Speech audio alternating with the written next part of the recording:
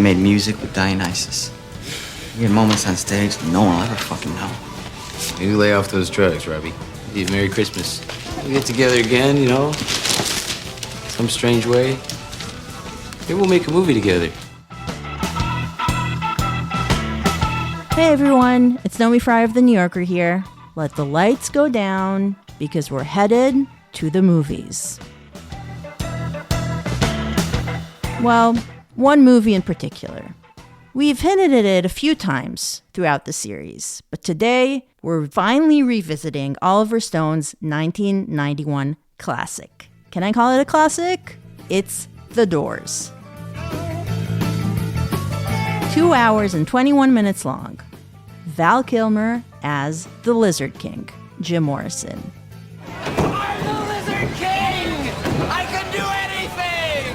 Come on, raise your hands if you understand! And a movie that for anyone under the age of, let's say, 50, probably shaped their idea of The Doors as much as the music itself. How many people know you're alive? Bullshit! Plastic soldiers in the miniature dirt war! Come on! So come with me, dear listener, to the spring of 1991. Oliver Stone had already made Born on the 4th of July. Later that year, he'd released JFK. And so, at this point, this director and this movie were a big deal. I personally lined up to see The Doors. There was literally a line around the block opening weekend. And guess what? I was wearing one of those Guatemalan colorful woven tops. Do you know what I'm talking about? Anyway, there were a lot of kids there like me. Early teens, vaguely hippie, soon to be grungy, standing right on the edge of the Doors rabbit hole. And the movie, it did suck us in. It also set up a larger idea of what the Doors were that I'd argue lasts until today. Up until the movie, if you knew about the Doors, it was because you'd heard the music. But now there was this movie that seemed to bring the myth of the band, and especially the myth of Jim Morrison, to the forefront. So something shifted. The music took a backseat in a way. To have an opinion about the Doors was to have an opinion about Jim Morrison. And moreover, of Val Kilmer as Jim Morrison, as directed by Oliver Stone. I don't think I was able to distinguish between the idea that I was watching a film versus watching the actual Doors. That's Chris Ryan of The Ringer. He hosts their podcast, The Watch, and lots of other shows. He sits right at the intersection of music and film and pop culture that we're exploring today. Like, I mean, even at that age, I remember, like, basically being like, no, this is Jim Morrison. Along with Chris, I'm joined by the film critic Sean Fennessey, also of The Ringer, and the host of the Big Picture podcast. And it's not just that he is so close to Jim, it's that that's as close as we'll ever get to Jim. And yeah, there's something really powerful about that. It's something I still really like about the movie, which I think is very flawed. It's very rare that you feel like you're being psychically transferred to a time, and that there's a handful of scenes where he's performing where you really feel that way. And so that's today. A look at The Doors, the movie, and also The Doors as pop culture fodder. From The Simpsons to Wayne's World to Apocalypse Now and more. Is everybody in? And how the band has gone from cool to cringe and maybe back again. Is everybody in? Here we go. The ceremony is about to begin.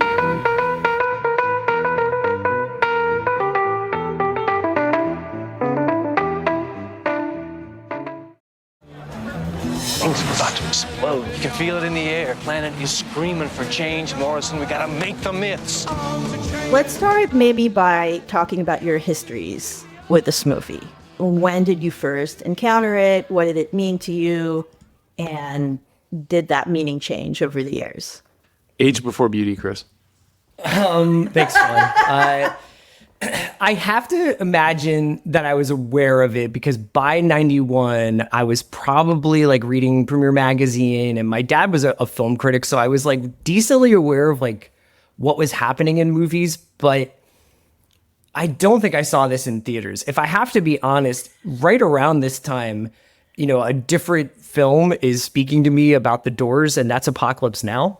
Because I had, I think recently around that time, probably like seen Hearts of Darkness, the documentary about it, and Apocalypse Now obviously features this incredible sequence in the beginning of the film with This Is the End playing. And that was actually like, I think my real introduction to the band, and also attaching imagery to the band's music, which in some ways is more effective than watching a biographical film about them. I had the same experience, but in reverse. So I didn't see the film until a few years after it was released, because I was 9 when this movie came out. And you're a bit of a youngster. A bit of a relative youngster. I can no longer say that really at all, but when the movie came out, I don't know if I had heard the Doors when the movie was released, to be honest with you, but I do have a very vivid memory of movie exposure to the Doors, which was Forrest Gump, because Break On Through was featured in Forrest Gump, which was a staple of my household, the movie and its soundtrack, because I, of course, had boomer parents, and they loved that soundtrack. And that soundtrack was a manifestation of a lot of their interest and tastes. And that movie is an attempt to kind of capture the arc of people who were from that time. And I remember it being just a very funny representation of like what that song is supposed to be, which is about kind of the flame out loss of self in drugs in the late 60s and early 70s, the way that song is used. And so I think that song being used in one of those phases of Jenny Gump's story is meant to represent that there's something like against the grain of society about the music. And I don't think that was necessarily made me interested in the band, but I did get interested in the band shortly thereafter. And then once I started getting into the band, it's inevitable to go track down the film. But honestly, it probably was not until 1995, 1996 when I first saw it.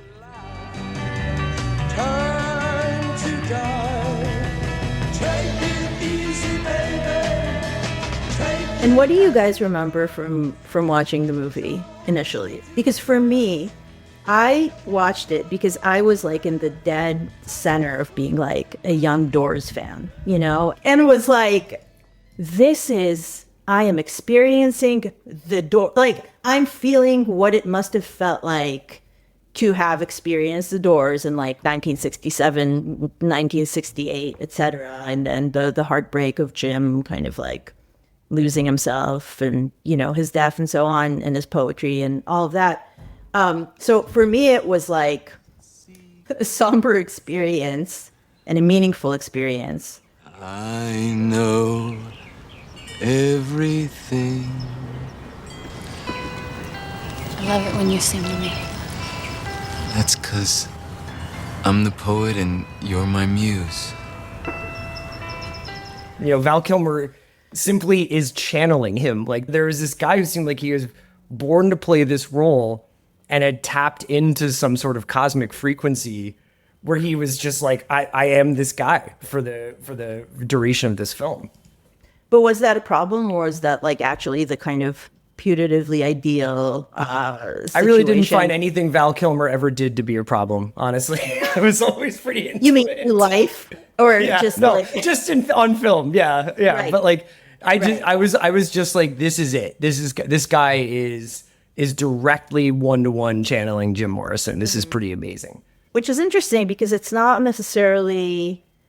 I mean, I recently talked to a friend who watched it, and he was like, the wigs are so terrible. Like, what bothered him was the kind of like the inevitability of distinguishing between the real Jim Morrison and the kind of drag, pretty close drag, but drag that Val Kilmer was doing. Yeah, I had a pretty dawning realization that was not uncommon in the 90s, which was it clicked for me what was being satirized or parodied in Wayne's World 2. Yeah. Which I didn't get when I watched Wayne's World 2, probably the year it was released in 1993. Wow. Jim Morrison. told you so, man. How can I help you? Jim, none of the bands have showed up. I know, and they're not gonna show up. Then why were we supposed to put on the concert? Because you had to try and do something with your life. But it was a failure.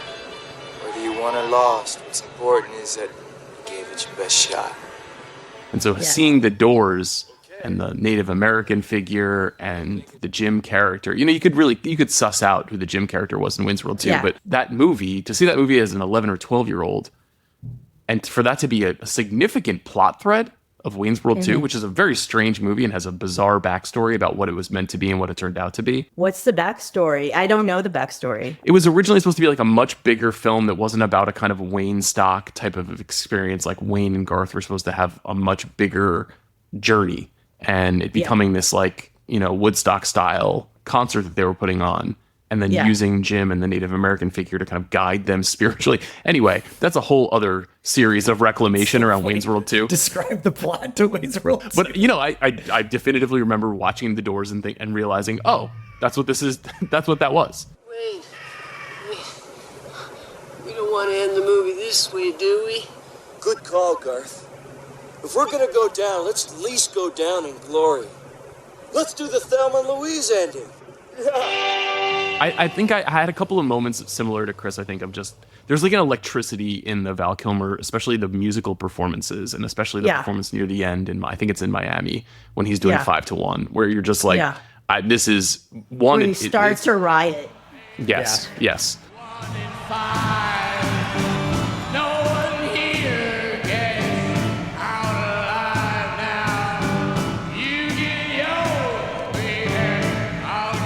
Yeah, and I think, part of it is the fact that, for better or worse, and this I think is kind of an Oliver Stone thing in general, that the desire and the need to take things like ultra seriously, right? The sort of like dead seriousness, the gravity of taking the project on. I remember reading, I believe it was an article in Rolling Stone. This was before the movie came out. There was like a little, on the front of the book, there was like a little item about Billy Idol, another guest of this pod, having a small role in the movie. He was supposed to have a larger role, but he got in this horrible motorcycle accident, wasn't able to take that on, and played like a roadie on crutches cat. He was being interviewed about being in the forthcoming Oliver Stone movie. And one thing that really stuck with me was that he said Oliver Stone took the verisimilitude of the project so seriously that he had Marlboro Red packets reprinted, because the red in 1968 was somewhat different than the red that the packets have today or then in the early 90s. And I remember Billy saying it was a cherrier red. And I remember thinking, wow, Oliver Stone, imagine what a genius. All he wants to do is to sort of as you say, Sean, kind of get as close to the events that are happening, that happened then, now. And I think that is something that has kind of a lot to recommend it, obviously. And I do think the movie is really effective on that level and still effective. And I think it also dovetails with the band's own kind of claim to seriousness. But I think also, sorry, and I'm not shutting up, it also opens it up, that dead seriousness opens it up to the kind of spoof category. At a certain point, the power of that spoof kind of overwhelmed serious material. But I think that there's something also really frictive about what you're describing with Stone, where he's trying to be really period accurate with a lot of the choices he makes and a lot of his historical explorations. But his comfort with facts is really interesting. He really is. He's really comfortable kind of feeling around into his truth rather than worrying about getting everything exactly to the letter journalistically accurate, even though he wants performance to be replicating something that is real. He wants production design to feel like you're going back into that period. Yeah. But this is not a JFK pod or a Nixon pod, but those movies are really kind of nosing around into his idea of what happened instead of replicating what we can as best we can know what happened. But that's actually a good example where like you watch JFK and spend most of your life thinking that there was a Donald Sutherland character until you are informed that was not the case, and you have to sort of go back and address everything you thought you believed about Oliver Stone and his handle on journalism. But like in some cases like that, I think he is kind of a print the legend guy, and I think this version of the 60s and this version of Morrison feels spiritually true to him, even if it's not always factually correct or accurate. Like the gentle rain that falls.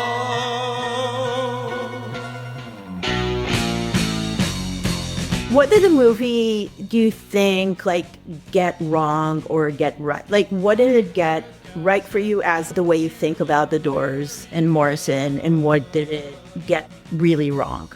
I mean, even taking the sort of legend making into account.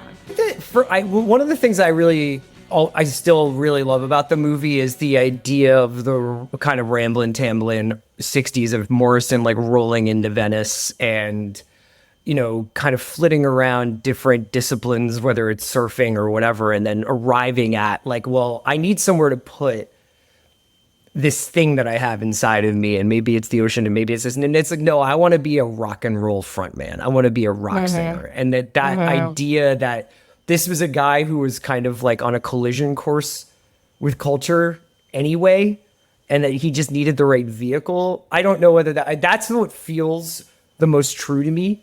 But that also might be Oliver Stone brain. I don't know. I think that the Doors are a really unique band for me in the sense that I think that my relationship to them is almost entirely based on the culture around the Doors rather than just like me listening to the Doors albums, in a row or whatever. Okay, that's really interesting. Could you say a little bit more about that when you say like the culture around them? What do you mean? Okay, so I never had a Doors phase. Like I had I'm aware of the Doors because they're on the Time Life 60s book set commercials that I see on TV while I'm waiting for reruns to start. And I'm aware of the Doors because my friend's mysterious older sister made the Doors her yearbook quote. And I'm aware of the Doors because my fire is on the oldies station when we're driving around in the car. But I missed the window of like, I'm listening to LA Woman. Like that's my whole personality now. Yeah. And so a lot of my interest in them, whereas like with the Stones, with the Beatles, with CCR, I've had like my like, no, I'm going through like my phase with this band. The Doors have always been like a band that I interpret through interpretations of the Doors. I love that. And the yearbook quote thing is so real. The mysteriousness of it. What might they have meant? And I think the quote was literally like, come on, baby, light my fire. And I was like, oh, God, what an obscure lyric to pick. What do they mean? What do they mean?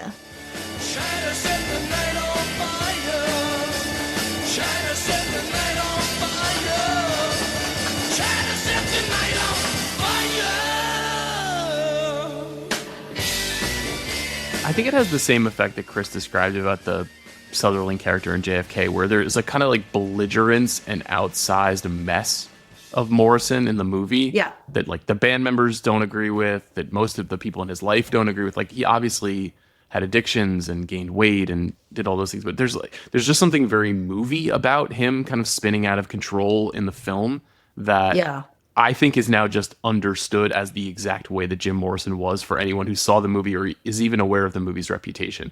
So it's like it's impossible to kind of recreate, I don't know, his sensitivity or what he was actually after as an artist. On the flip side of that, and somewhat related to Chris, I really like the band a lot, and I always have. And I've grown to like them more the more I read people ding them as not a very interesting band. But the things I like about the band are the same things I like about Creedence Clearwater Revival. Where I'm like, this is just like a really good bar band. This is just a really good rock and roll band. And anything that is kind of grazing the transcendent or the poetic, I could not care less about that stuff. Like that is just not my bag musically. I don't think Morrison was the best lyric writer, but I think he was an awesome frontman. And I think the musicianship of that band is really cool and unique for its time, even though it's very simple. And so I really like listening to the songs, especially the more kind of like upbeat, high octane rock and roll songs that they wrote. And that is kind of my relationship to their music.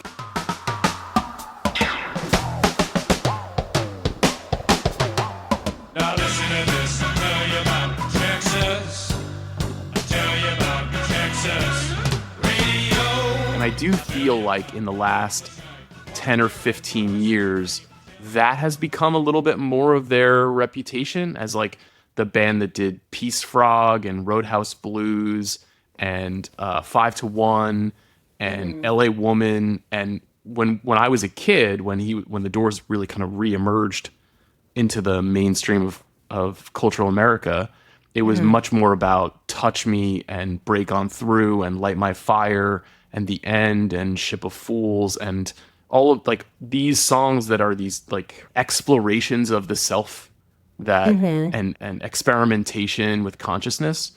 And like I feel like we've kind of dispensed with that in male rock and roll society. You know what I mean? Like there's still plenty of it in culture and astrology and that, but that is like no longer the domain of That's so interesting. 5 dudes in a room making rock music. Sean, that's really interesting, and I haven't really thought about it, that this sort of like the domain of the man, where in the 60s, it might have been okay to be like, I mean, although Jim wasn't really into astrology, I think, but into sort of like, I'm a poet, whereas now, possibly less so. Yeah, I think also the way that how we move away from the groundedness of daily life is very different now than it was back then. Like escaping the vagaries of modernity and going to another plane is like that's done now with like opioids or medicinal marijuana. You know, it is like it's a very scientific kind of clean experience. Yeah. Whereas there's something like very in the dirt about Jim Morrison, where he's like he doesn't wear shoes. It's like he hasn't shaved in months. Yeah. He smells. Yes, he smells. He smells. You know, like there's just something much more, and it's not hippie.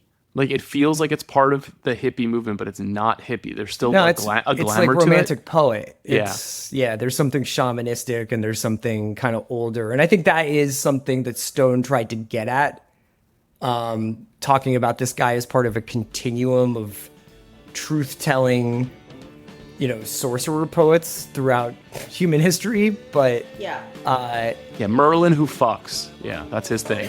Merlin who fucks is good. Yeah. That was actually a college band that I was in briefly.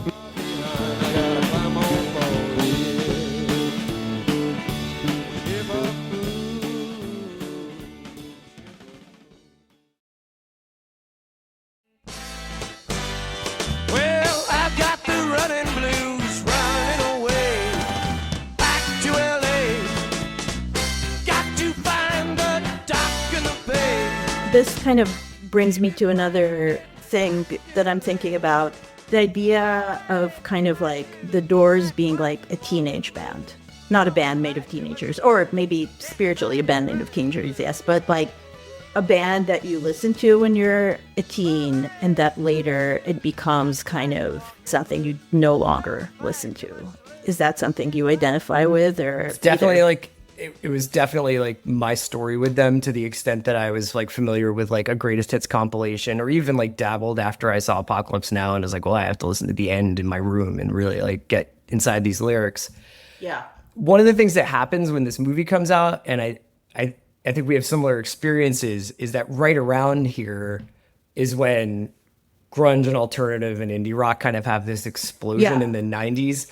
Yeah. And does away with any need for bands that sound like the Doors to me. Now you could say like Chris Cornell is directly on a lineage attached to Jim Morrison or whatever, as were many of the frontmen back then, Lane Staley, etc. But the sound, the heaviness, the speed, the abrasiveness of those bands sounds very far from what those guys were doing on those Doors records. And so very soon into my musical education or my chosen musical path, I found I had little to no use for the way the Doors sounded specifically musically.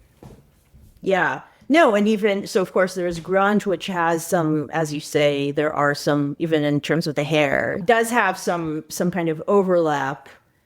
But then, of course, like if you think about like, I don't know, something like Pavement or something, like nothing could be further, right? In terms of the Perfect attitude. example of, I think even, I am sure I internalized a throwaway Malcolmist quote about like the Doors sucking and be like, absolutely, like they totally suck. Well, I'm having an experience right now. I opened up Spotify Wrapped this morning. And my second most listened to band of this year was Led Zeppelin. Oh, I thought you were going to say the Doors. So I was like, bury the lead. Yeah, no. So I was thinking about what you were saying. Know me about like because a teenage band. That too is a very teenage band for me. Very at teenage least, band. In my experience. For me as well. When I was a teenager, that band split my head open like they did so many other people.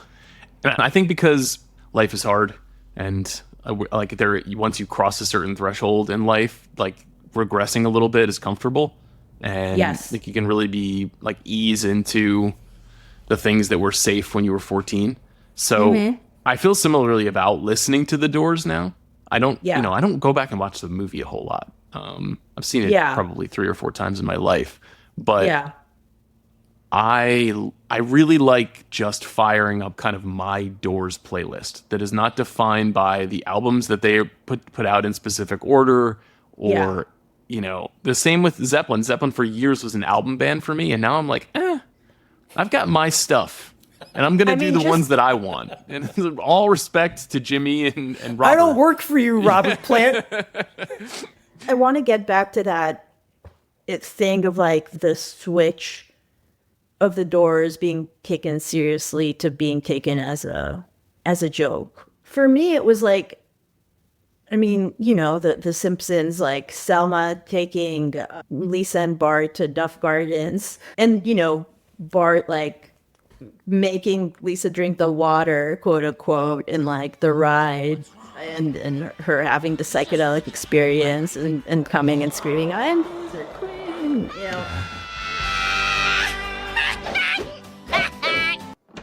We found this one swimming naked in the fermentarium. I am the lizard queen! Give her this, and then these. For me, that was like really funny and special when I watched it when I was like 15, because I was like, oh, they're talking about the Doors. But it's also, the fact is that it's kind of like, this is like the moment where it was starting to turn into a trope. Right. I also wonder, this is making me think, Sean, the idea of like things coming in and coming, going out, cycling in and out. When we were, in the early 90s, mid 90s, and we've talked about this in other previous episodes too, there were the cycles, obviously the Doors, disbanded. Morrison died and they disbanded pretty shortly thereafter, like early 70s. Then, with the release of No One Here Gets Out Alive and the Greatest Hits album in the early 80s, and He Sexy Is Dead, there was that resurgence around 1980, 1981. And then again in the early 90s with the movie, and when we were listening to the Doors, there was a resurgence again. And I'm wondering if it has something to do with these cycles of nostalgia that sort of kick in. And I wonder if now it's like the cycles of nostalgia for us is they're already kind of twice removed, right? We're not looking back at like the 60s. We're looking back at the 90s. We're looking back at ourselves as teenagers in the 90s, listening to the 60s. And so it's that recursive return. This is an idea I'm really interested in, though, that you're describing, because there's a double layer to the idea. One is that for whatever reason, our parents' music continues to have a tremendous amount of power culturally. Like it has not eroded in the way that big band music eroded for them. Yeah. It has like stayed in the culture. And one of the reasons for that is like the boomer generation, to speak extremely broadly, wrapped its arms around the means of control in the 70s and 80s and 90s in mass media, and kind of impressed upon future generations how important their time was. So that's one component. And now we're doing that with the 90s. right? Well, but the thing that I think is starting to happen now is that when we were doing the thing that our parents started to do, we're doing it for the Strokes and the White Stripes and the Yeah Yeah Yeahs and the 2000s, and that music is starting to have a moment, but that music is sort of a Polaroid of another form of music that came before it and was very purposefully iterative. And so now you have this Xerox of a Xerox of a Xerox cultural memory that's happening, which is not a bad thing. I mean, I still love listening to Strokes records, and I don't feel like any guilt or weirdness about that. And I would not feel any weirdness about playing it for my little kid. But we are sort of like in this 75-year slipstream of repeating ourselves culturally I think, you don't have to panic about, but it's kind of hard to miss that we're not as inventive in terms of what becomes mainstream culture as we were probably 50 or 70 years ago. And I think one of the reasons why is like when rock and roll music was breaking, it was a more simplified version of music making, but it was culturally so profound. Like it changed the way that people live their lives and how they define themselves. We don't make as much stuff like that anymore. And I think that's one of the reasons why when we get into our 40s or 50s, we're like, you know what, it's safe to go back here when something hit me that felt like it was changing me.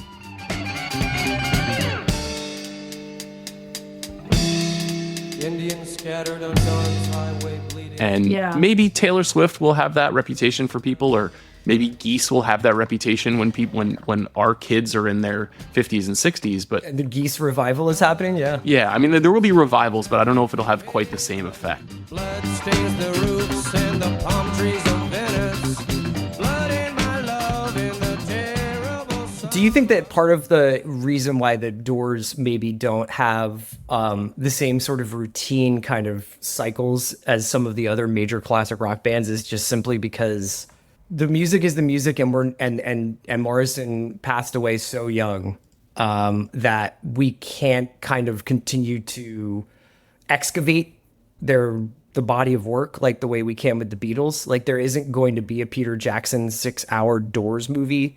There isn't going to be a reunion tour where we wheel these guys out in stadiums so that he can do like My Fire one more time, like with the Stones. Like they're not even playing Mohegan Sun like the way some version of CCR probably still is. Like the Doors are sort of trapped in amber in this time, and like some of the members have tried to keep that legacy going. And I feel like the weird thing was that the Doors movie kind of feels like the end of a sentence for them. It's like that was this punctuation mark, and then it only led like you guys have been discussing with the Simpsons and Wayne's World to like the sort of references to the Doors are to the Doors film rather to the band themselves. And they have kind of been frozen in time, and it's hard for me to imagine like a Doors revival. I guess you would have to have a younger artist who is like, I am primarily influenced by Jim Morrison. I am channeling Jim Morrison. My popularity, my music is fully pulled from the Doors. Like you have to have Cameron Winter turn around and say that, for this to kind of loosen up and warm up the ground for a Doors discovery. I will say about that, the other bands that you're describing, aside from having surviving members who were at the center of the band, like Mick Jagger and Paul McCartney, those bands are ultimately the first reason people love them is because of the music. And the Doors, the music is not as strong in the culture. For sure. And and it's not that they weren't a music first band. Obviously they were. They were putting out records and they had hit songs, and their songs are still listened to today. But that I don't think that's definitional for them. Like when you say Doors, you actually just see Jim Morrison in your mind. Yeah. Whereas you say Beatles and you hear Love Me Do. And there's like a distinct difference in the way that we think about them. I think. At least that's my perception of it. Yeah. I mean, I think on the flip side, one can say that this is then it's in some ways it's a band that's made for today because it has such strong branding in the sense of like this figure of the front man that is so portable, I guess, that can be separated from the music. But this kind of like the kind of portability of that icon. Yeah. I mean, I don't have a crystal ball, but it's just interesting to think about. They could definitely come back. I'm not a prognosticator about that. I think it's more just that it would be in part because they'd be on a button. You know, that image, that iconography is still powerful. But do people really love, you know, People Are Strange? Like, is that like a big song right now? You know, I don't. Yeah, I think that you get like a little bit of burn when people run through the Lost Boys or whatever. But I was just thinking about what Trainspotting did for Iggy Pop, and how Iggy Pop had this whole other post Stooges career that he's still very much embarking on or participating in. That is like his solo records, the Bowie produced records, and what Trainspotting did, because that was like, honestly, that was probably my introduction to Iggy Pop, in all sincerity, was hearing Lust for Life. Lust for Life, and Jim Morrison specifically, but the Doors broadly have not had that. They have not had the undiscovered banger in their discography that gets used in a cutting edge movie that defines like a younger generation, and then they in turn go and find his music through the soundtrack. Like, that hasn't really happened for them, and I just don't know if they have the jams. I don't know if there's like an undiscovered Doors song. Let's reach out to Josh Safdie. Yeah, for his next journey. Yeah. Yeah, you reach out to Josh Safdie. Well, yeah, in the 2020s, he made an 80s movie set in the 50s. So now he needs to make a 2030s movie set in the 60s through the 90s. Listen, we're all ready. Chalamet, man, come on. He can do right it. There. Yeah, he can do it. He can play the Lizard King.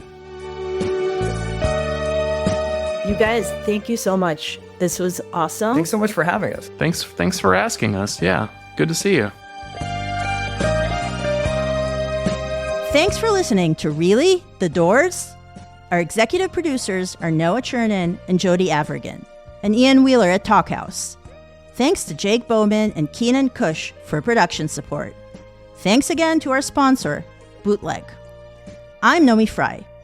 You can check out my writing at The New Yorker, and I appear weekly on the New Yorker podcast, Critics at Large, where they still refuse to refer to me as the Lizard Queen. See you next time. No more money, no more fancy dress. This other kingdom seems by far the best, until its other jaw reveals incest and loose obedience to a vegetable law. I will not go. Prefer a feast of friends to a giant family.